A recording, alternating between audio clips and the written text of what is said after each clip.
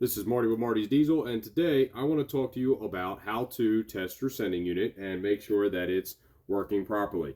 Here I have a known bad sending unit, so I'm going to show you what the readings should not be, and I'm going to get started by taking this plug apart here. Hang on a second.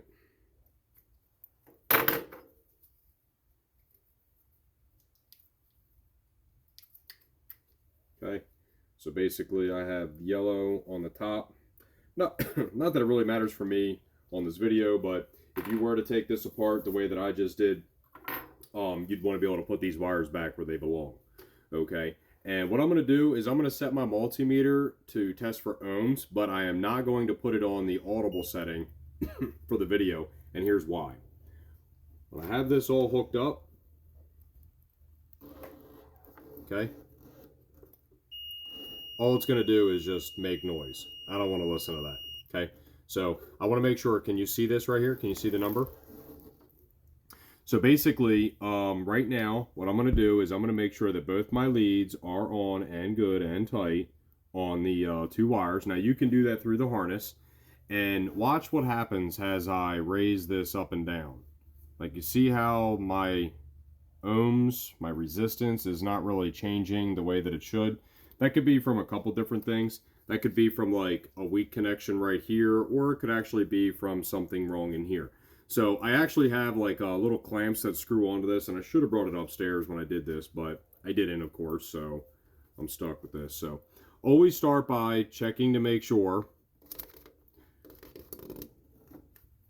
that this guy is set up correctly. Like in this particular case, I have it on for checking continuity, the ohms sign right here, right? Just a little cheap $40, $50 multimeter. And what I'm going to do is I'm going to touch these terminal leads, and I'm going to make sure it reads 0. Take a look there. You can see that it reads 0. And if it reads like 0.6 or whatever, that's fine. 0.5, whatever. That's all good. Anything less than 5 is really good. So that's when you're testing continuity across two touching leads. Now we're going to go and we're going to do this slightly different. Now I'm going to put this up against the two leads for your sending unit. Empty. It should be reading somewhere between like 5 and 15, which obviously this is all the way down, right? Now watch what happens as I raise this up. As I raise this up, did you see how it went open loop and it jumped all the way to like 150 something? There we go. That's a little bit more linear. That's a little bit more like what it should be like right there. And it should go all the way up to like 155. And at full, what do we have? We have 160 on this one. So 160, 165 is fine.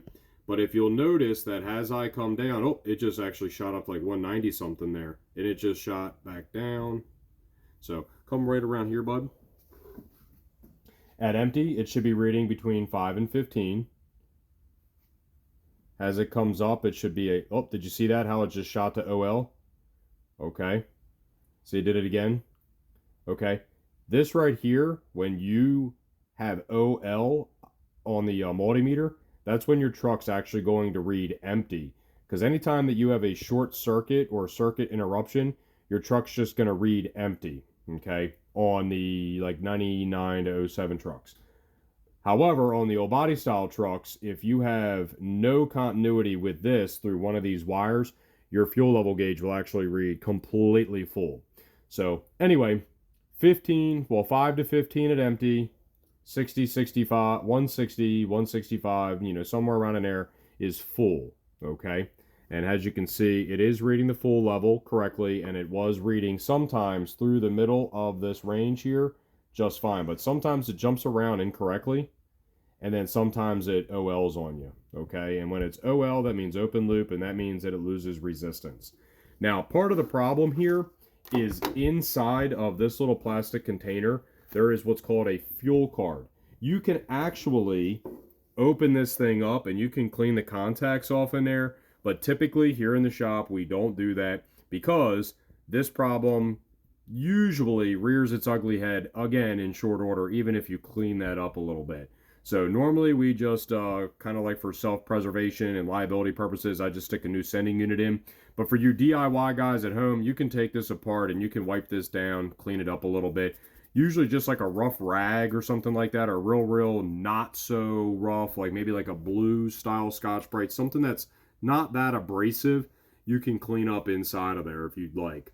But I just showed you guys how this works. Like obviously this would be sitting in the tank like this, and so this would be empty, this would be full, okay? So at the low position, 5 to 15 ohms.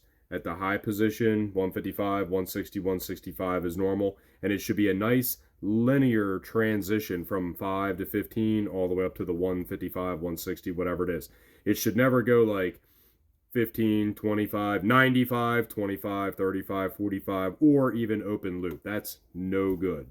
So that should really conclude today's video on how to test your sending unit. Whether it's an old body style, a 99 to 07 series, or even an 08 to 10 series truck, this is how we identify if you have a problem inside your tank, sometimes before we even like drop the tank. And this right here can also explain why you would be getting intermittent fuel level readings. Like sometimes it works, it gets right around here, then it doesn't want to work, and then at full it works, okay? So that'll be all for today. Thanks for watching.